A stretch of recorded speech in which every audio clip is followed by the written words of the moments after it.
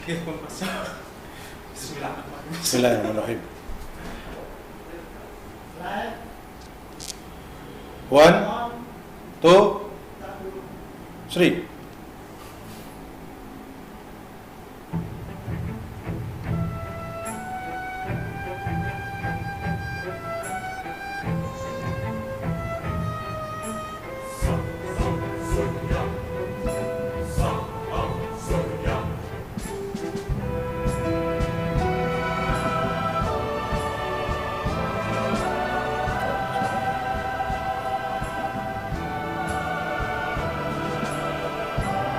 Suaranya belum. Sang surya tetap bersinar, syahadat dua melimpah, warna yang hijau berseri, membuatku rela hati.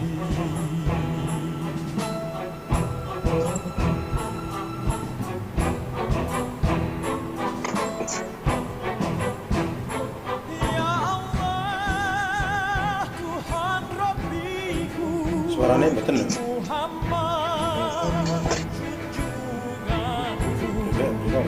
Al-Islam agamaku, Muhammadiyah gerakanku.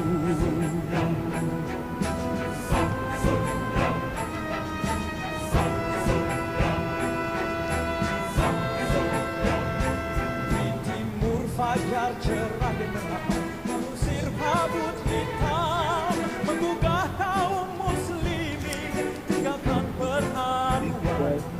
Lihatlah matahari telah tinggi di ufuk timur sana, seruan ilahi Rabbi, sami'na wa ata'na.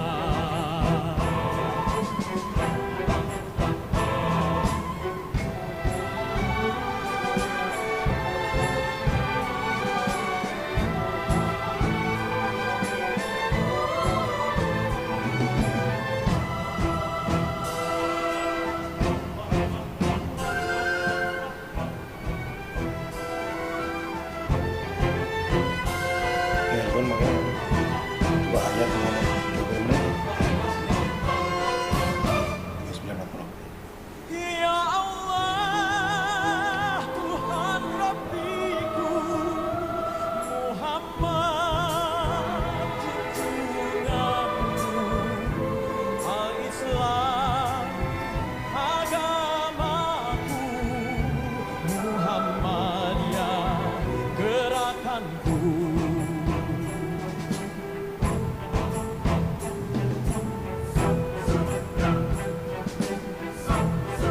Sang surya tetap bersinar.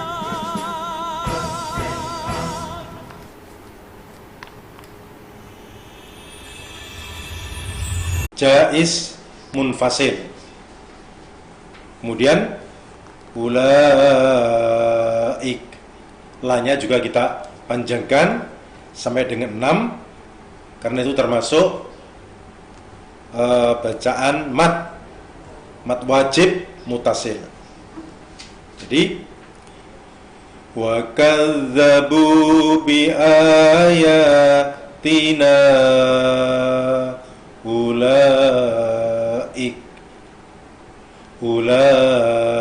Ini ik, nah, gitu ya. Karena ini huruf kaf. Kemudian bagian ketiga, ulaika ashabun nar. Ulaika ashabun nar. Ashabun nar. Bun dibaca dengung karena ada huruf nun tasdid. Tasdid itu artinya tad'if. Jadi didobelkan, suara nunnya double, dua berarti. Kalau begitu, karena nun double, maka nunnya dibaca dengung. Jadi gunnah musaddadah, berdengung karena bertasdid. Ulaika ashabun nar. Nar, roknya dibaca tebal karena tafkhim, berhenti di situ. Ulaika ashabun nar hum fiha khalidun. Hum, nah itu dibaca idhar safawi. Hum nggak boleh, jadi harus dibaca jelas. Ada mim sukun bertemu dengan fa, idhar safawi. Hum fiha khalidun. Dun. Jadi ini dibaca panjang. Dunya itu karena masuk mat arid lis-sukun. Jadi mengakhiri ayat ini dengan dibaca panjang. Hum fiha khalidun. Ya. Jadi ada 4 bagian. Jadi bagian pertama itu lagunya naik, bagian kedua turun, ketiga naik lagi, keempat turun lagi. Mari kita ulangi lagi ayatnya. Walladzina kafaru wa kadzdzabu biayatina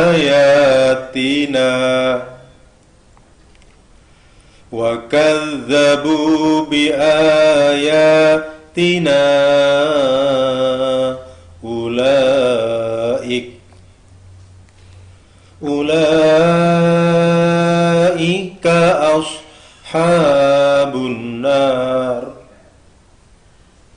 hum fiha khalidun.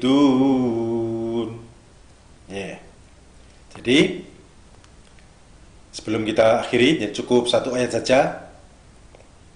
Jadi untuk ayat ini insya Allah tidak begitu sulit untuk diperhatikan tajwidnya. Walladzi wa walladzi nakafaru wa kadzdzabu biayatina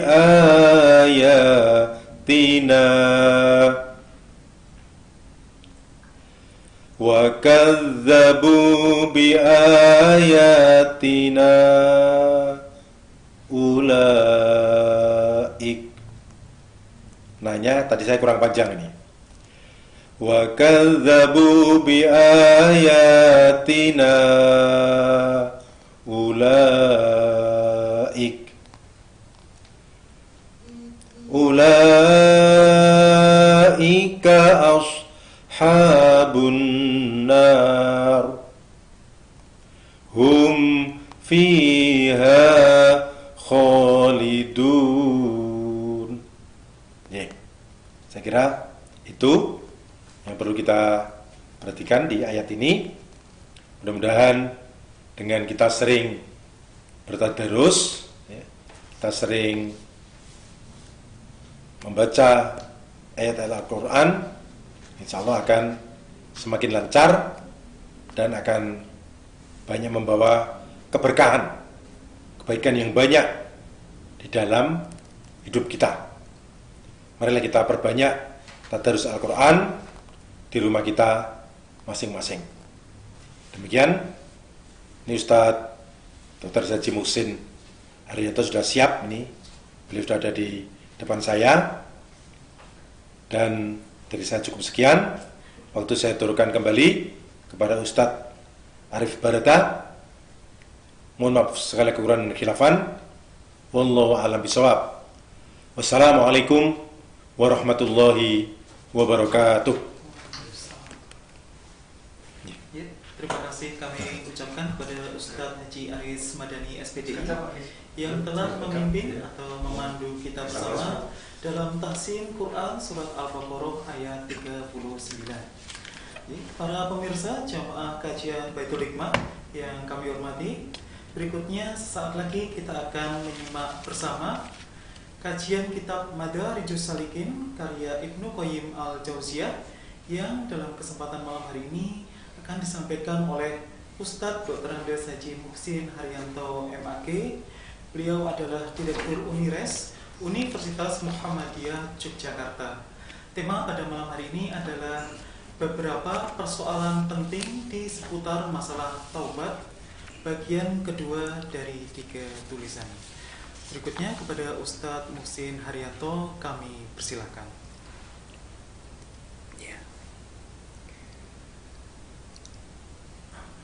Assalamualaikum warahmatullahi wabarakatuh. Alhamdulillahilladzi an'amana bidi'matil imani wal islam. Ashhadu an la ilaha illallah wahdahu la syarikalah wa ashhadu anna Muhammadan abduhu wa rasuluh. Allahumma salli wa sallim ala nabiyyina Muhammad wa ala alihi wa sahbihi wa man walah. Amma ba'd. Para jamaah yang dirahmati Allah, alhamdulillah pada malam hari ini kita dipertemukan oleh Allah, dan kita berharap mudah-mudahan pertemuan ini benar-benar menjadi pertemuan yang bermanfaat, menjadi pertemuan yang mendapatkan ridho dari Allah Subhanahu wa Ta'ala. Amin. Para jamaah yang dirahmati Allah, hari ini kita melanjutkan kajian yang kemarin, yaitu kajian tentang persoalan taubat. Ada beberapa persoalan penting yang harus kita pahami di seputar masalah taubat ini. Yang pertama, yang kemarin sudah saya sampaikan, bahwa kita jangan pernah menunda-nunda untuk bertaubat, karena kita tidak tahu kapan kita akan dipanggil oleh Allah. Jadi ajal kita itu hanya Allah yang tahu. Yang kedua, ketika kita sudah bertaubat pada satu perbuatan yang tidak baik, jangan pernah mengulangi. Apapun tindakan yang tidak baik yang pernah kita lakukan, segera kita akhiri dan kita lanjutkan dengan perbuatan baik yang insya Allah akan bisa menghapus dosa-dosa kita yang terkait dengan perbuatan yang tidak baik yang pernah kita lakukan. Nah, kemudian pada kajian yang ketiga, ada pertanyaan yang seringkali dimunculkan oleh para jamaah. Apakah agar taubat kita menjadi taubat yang sah, ada syarat bagi orang yang bertaubat itu untuk tidak mengulangi kembali perbuatan dosa sama sekali, atau persyaratan itu tidak ada? Jadi kalau disimpulkan secara sederhana, apakah orang yang telah bertaubat itu berarti orang itu tidak boleh melakukan perbuatan dosa sama sekali, apapun perbuatan dosanya itu? Nah, jawaban dari para ulama, idealnya memang begitu. Sekali orang bertaubat, semua ditinggalkan. Hanya saja kita ketahui bahwa persoalan-persoalan yang kita hadapi dalam hidup ini beragam. Ada satu ragam persoalan yang sudah kita selesaikan, tetapi banyak ragam persoalan yang belum kita selesaikan. Jadi kalau dalam bahasa saya yang paling sederhana begini, ada orang yang sudah bertaubat dari tindakan maksiat berupa perjudian, tetapi belum bertaubat dari perbuatan maksiat yang lain. Dia masih melakukan perbuatan maksiat yang lain, sehingga orang itu dikatakan sebagai orang yang masih melakukan perbuatan dosa, tetapi perbuatan dosa yang dilakukannya itu adalah perbuatan dosa yang berbeda dengan perbuatan dosa yang pernah dilakukannya. Demikian juga ada orang yang pernah bertanya begini, bagaimana orang yang sudah bertaubat dari kebohongan, tetapi dia masih suka menggunjing orang lain, masih suka melakukan tindakan riba? Apakah taubat orang itu diterima? Dari pertanyaan yang seperti ini muncullah berbagai ragam pendapat. Nah, para jamaah yang dirahmati Allah, memang ada sebagian ulama yang mengatakan bahwa kebaikan sebesar apapun itu akan terhapus oleh keburukan.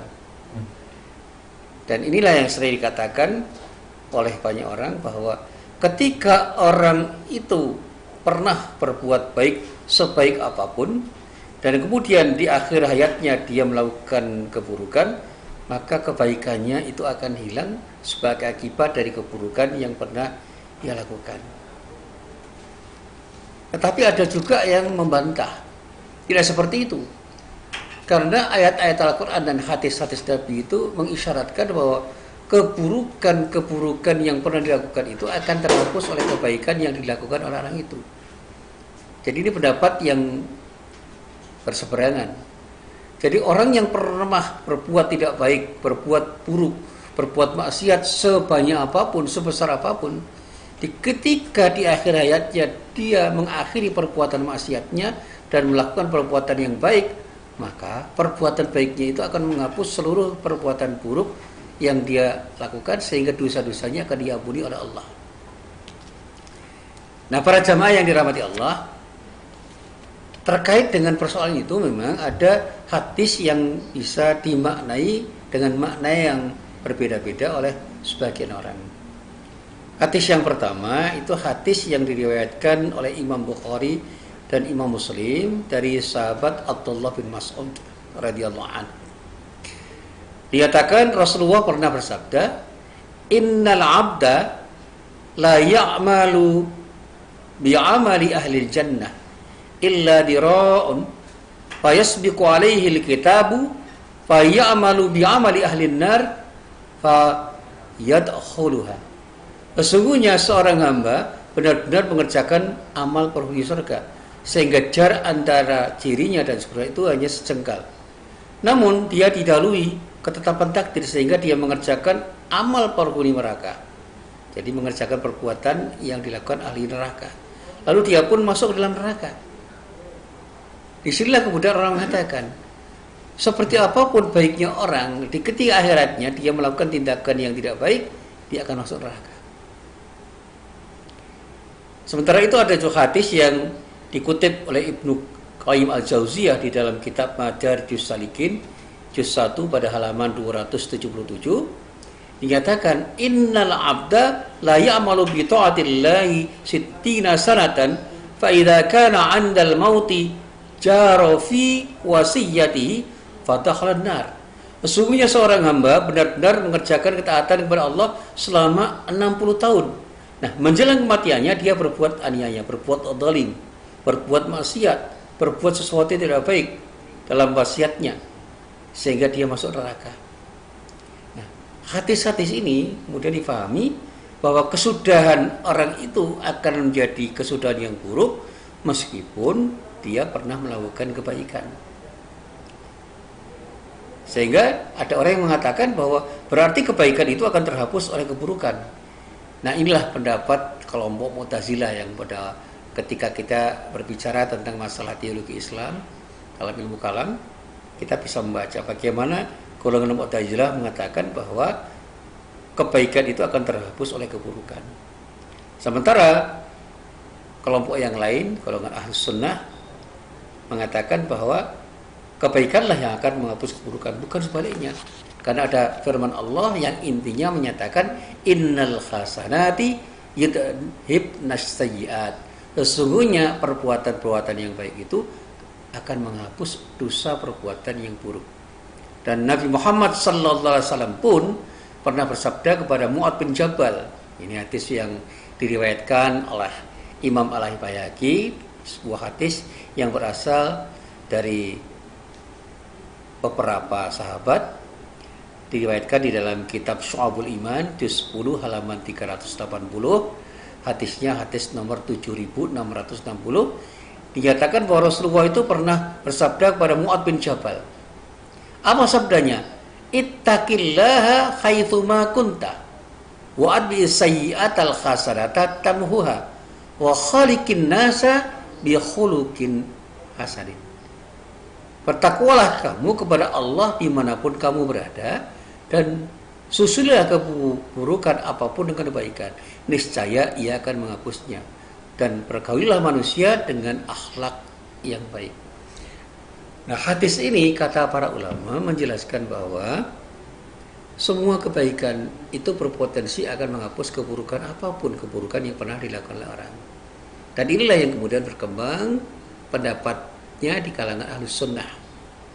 Dan kata para mufassir Ahlus-Sunnah menyatakan bahwa kitab suci Al-Quran dan As-Sunnah itu sudah menjelaskan dengan penjelasan yang sangat gamblang.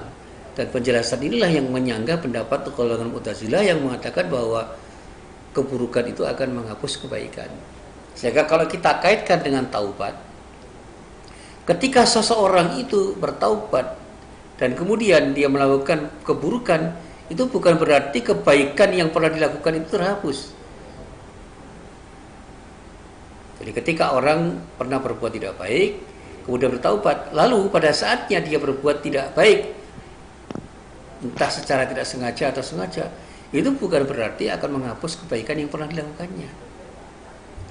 Dia sangat mungkin kemudian menyadari perbuatan tidak baiknya itu, kemudian dia menyesali dan kemudian berbuat baik lagi. Dan kebaikan itulah yang akan menghapus keburukan yang pernah dilakukan.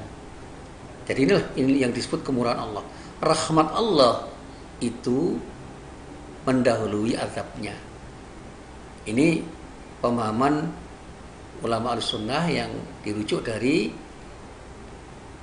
kitab-kitab hadis, bahwa ketika Allah itu melihat ada hamba yang bertaubat, maka taubatnya itu diterima, maka segala macam keburukan yang telah dilakukan akan dihapus dengan taubatnya itu, dan orang itu bersih dari perbuatan dosa yang pernah dilakukannya. Artinya dosa-dosa yang melekat itu sudah hilang dengan sendirinya. Nah, pada suatu saat kemudian orang itu masih berbuat dosa, maka dosa itu akan melekat pada dirinya, bukan berarti dengan perbuatan dosanya itu akan menghapus amal soleh yang pernah dikerjakannya. Dan pada saatnya, kata para ulama, nanti pada akhirnya di akhirat akan ditimbang mana yang lebih berat, pahalanya atau dosanya, sehingga Allah menetapkan mana yang harus diberikan, surga atau neraka, berdasarkan timbangan amalnya. Dan inilah yang selalu dinyatakan oleh para ulama Ahlussunnah, kata Ibnu Qayyim al-Jauziyah, dan beliau mengutip surat Al-Baqarah ayat 264 yang menyatakan, la tubtilu shadaqatikum bil manni wal adha. Janganlah kalian menghilangkan pahala sedekah kalian dengan menyebut-nyebutnya dan menyakiti perasaan si penerima. Itu artinya kita jangan sampai mengotori taubat kita dengan perbuatan yang tidak baik ketika kita sudah melakukan perbuatan baik. Jadi kalau kita itu bicara tentang keperbuatan baik, berbuat baiklah sebaik mungkin. Lupakan perburukan yang pernah kita lakukan. Nah, memang ketika kita itu bicara tentang sedekah yang bisa gugur karena kita melakukan tindakan yang terkait dengan sikap riya atau menyakiti orang yang kita beri, itu bukan berarti sedekah itu tidak berpahala, tetapi menjadi terkikis pahalanya karena dilakukan dengan tidak ikhlas karena Allah.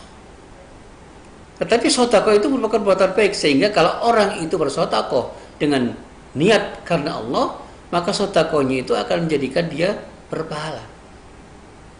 Dan pada saat ketika di sempat lain atau di waktu yang lain dia bersedekah dengan sikap riya atau melakukan tindakan yang berpotensi menyakiti hati orang yang diberi sedekah, bukan berarti Sedekah yang pernah dia lakukan itu akan hilang begitu saja pahalanya karena tindakan dirinya ketika melakukan sedekah dengan sikap riya dan menghina atau menyakiti hati orang yang diberi sedekah. Nah, para jamaah yang dirahmati Allah, ilustrasinya begini. Ketika kita ini pernah berbuat tidak baik, kemudian sadar betul bahwa itu adalah perbuatan tidak baik dan kemudian kita bertaubat, akhirnya kita berbuat baik, maka kebaikan-kebaikan itulah yang akan menghapus semua dosa yang pernah kita lakukan. Nah, pada saat kita itu khilaf atau lupa atau tergoda oleh setan sehingga kita melakukan tindakan tidak baik, bukan berarti tindakan tidak baik itu akan menghapus kebaikan yang pernah kita lakukan. Tetapi perbuatan yang tidak baik itu akan mengakibatkan kita berdosa karena perbuatan kita yang tidak baik itu. Tetapi pahala kita itu tetap. Sehingga para ulama mengatakan bahwa bukan berarti taubat kita itu tidak diterima. Kita hanya mendapatkan dosa sebagai akibat dari perbuatan buruk yang kita lakukan. Jadi para jamaah yang dirahmati Allah, Ibnu Qayyim al-Jauziyah mengatakan bahwa para ulama sudah sepakat untuk menjelaskan adanya timbangan yang adil dari Allah. Jadi mana yang lebih berat timbangannya? Itulah yang akan menentukan kemana kita akan menuju. Dalam pengertian yang sederhana, kalau amal kebaikan kita lebih baik, lebih banyak, lebih berat, maka kita akan mendapatkan surga. Dan kalau amal keburukan kita yang lebih buruk, lebih jelek, lebih berat, lebih besar daripada amal baik kita, maka kita berpotensi untuk masuk neraka. Sehingga Abdullah bin Mas'ud mengatakan, pada hari kiamat nanti manusia itu akan dihisab. Siapapun yang keburukannya lebih banyak daripada kebaikannya, walaupun dengan selisih 1 titik saja, maka dia akan masuk neraka. Sedangkan siapapun yang kebaikannya lebih banyak daripada keburukannya, meskipun selisihnya itu 1 titik saja, 1 digit saja, maka dia akan masuk surga. Dia membacakan sebuah ayat yang terdapat di dalam surat Al-A'raf ayat 8 sampai ayat 9. Faman thaqulat mawazinuhu faulaika humul muflihun wa man khaffat mawazinuhu faulaika alladziina khasiru anfusahum ila akhir ayat. Maka barang siapa berat timbangan kebaikannya, mereka itulah orang-orang yang beruntung. Dan siapapun yang ringan timbangan kebaikannya, maka dialah orang-orang yang akan merugikan dirinya sendiri. Bahkan kemudian Ibnu Mas'ud mengatakan dengan perkataan yang ditegaskan lagi, timbangan itu bisa menjadi ringan atau menjadi berat karena amal yang seberat biji sawi.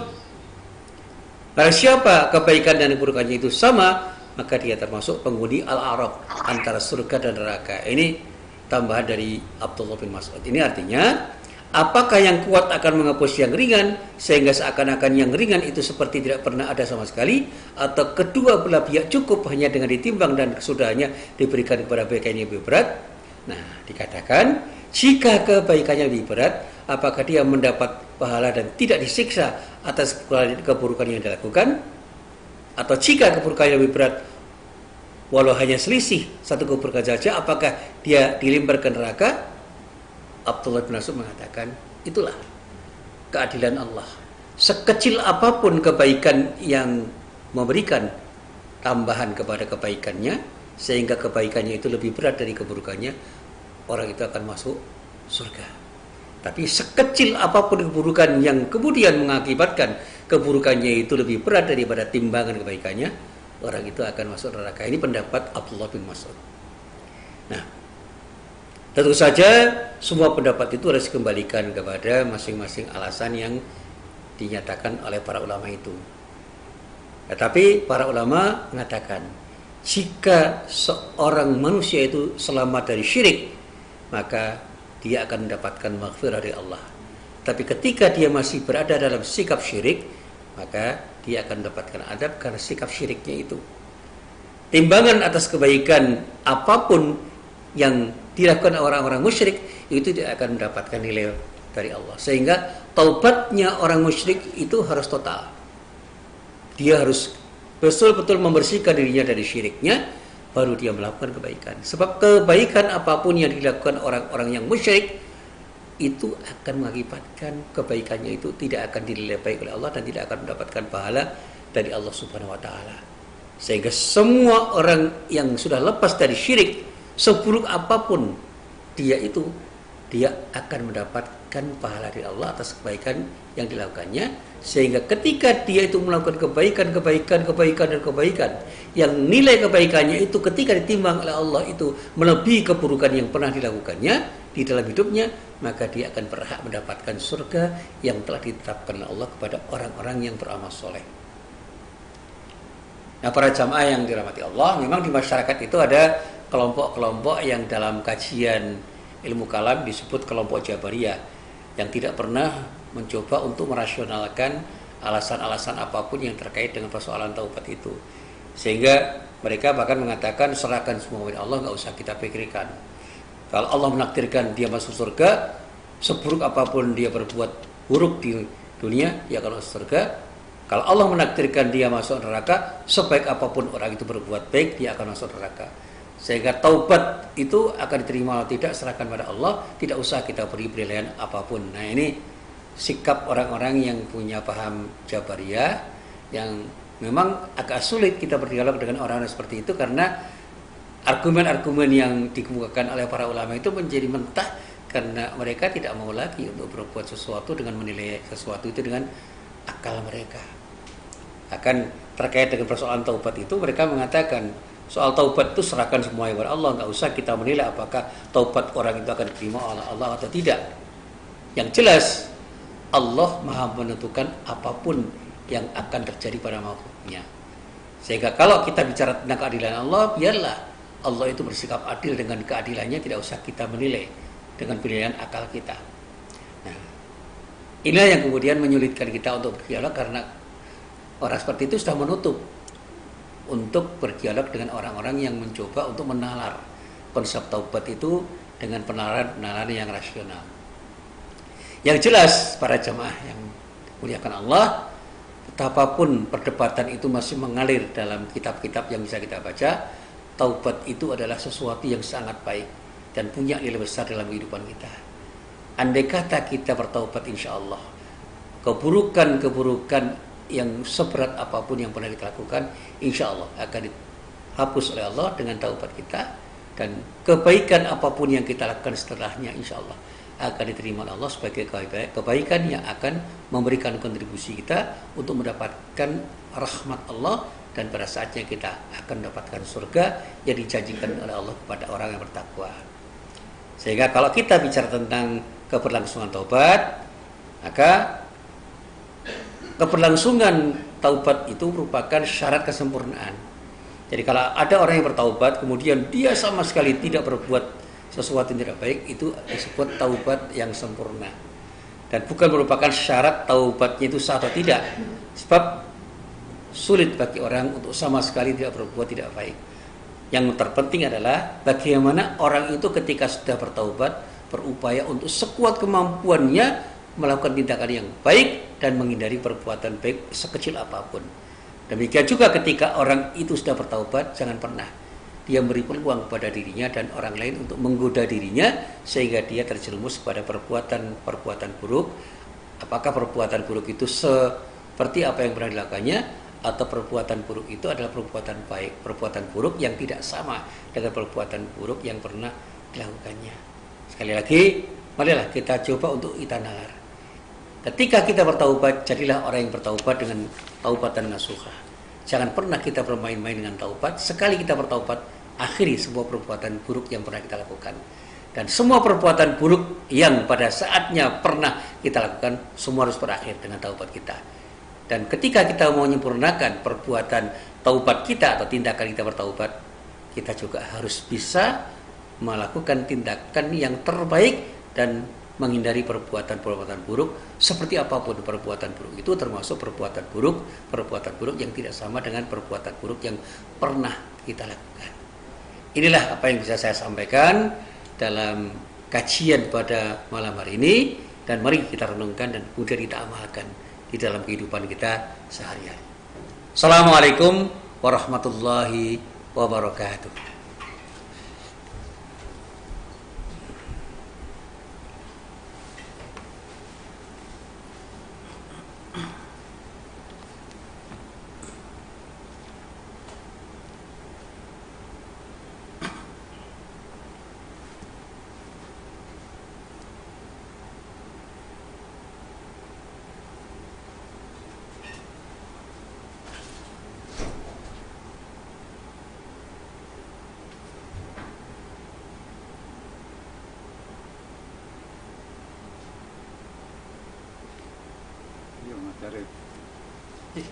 Demikianlah pemirsa jamaah kajian Baitul Hikmah, telah kita simak bersama kajian kitab Madarijus Salikin dengan tema beberapa persoalan penting di seputar masalah taubat yang telah disampaikan oleh Ustadz Dr. Andes Haji Muhsin Haryanto MAG.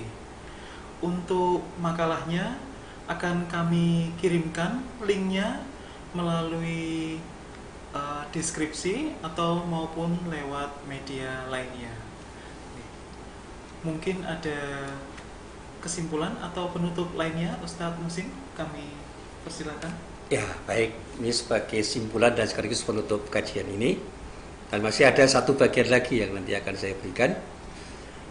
Yang pertama, ingin saya sampaikan bahwa taubat itu adalah persoalan kesadaran yang tumbuh dari lubuk hati yang paling dalam. Sehingga ketika orang sudah menyatakan bertaubat, maka dia tidak akan pernah ingin mengulangi perbuatan buruk yang pernah dilakukannya. Dan orang yang bertaubat selalu ingin melakukan perbuatan yang terbaik dalam rangka untuk menghapus dosa-dosa yang pernah dia lakukan di masa lalu. Dan untuk itu marilah kita berupaya untuk mengakhiri semua perbuatan tidak baik yang pernah kita lakukan, dan mengawali dengan satu tekad yang bulat untuk berani melakukan tindakan-tindakan yang terbaik dalam rangka menyempurnakan taubat kita, sehingga insya Allah kita akan terhindar dari perbuatan-perbuatan yang tidak baik yang pernah kita lakukan, dan juga perbuatan baik yang belum pernah kita lakukan, karena kita punya keinginan kuat untuk tidak mau terjebak dalam perbuatan buruk semacam apapun, sekecil apapun. Inilah yang perlu saya sampaikan. Saya kembalikan pada Mas Arif.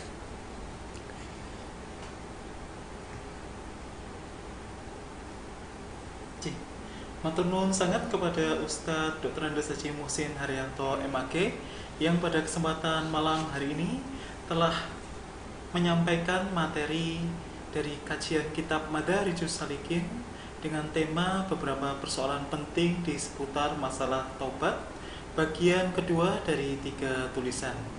Demikianlah kajian Baitul Hikmah pada malam hari ini. Terima kasih atas segala kehadirannya, dan para pemirsa jamaah kajian Baitul Hikmah semuanya, marilah kajian ini kita syukuri dan kita tutup dengan melafazkan hamdalah. Alhamdulillahirabbil alamin. Dari kami yang membawakan acara mengucapkan terima kasih dan mohon maaf atas segala kekurangannya. Assalamualaikum warahmatullahi wabarakatuh. Waalaikumsalam warahmatullahi wabarakatuh.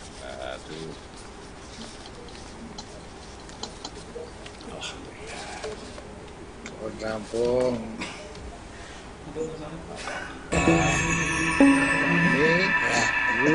Enggak apa-apa. Sugeng Sare. Ini pertama. Cuk Jembak mulai. Pertama.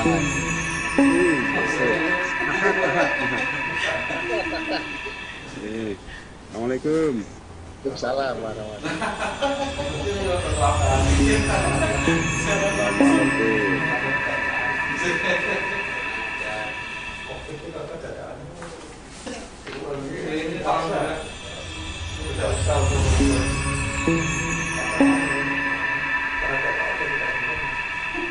Makanya kami bisa sampaikan, mungkin kalau seandainya itu yang program berikutnya itu recording Pak.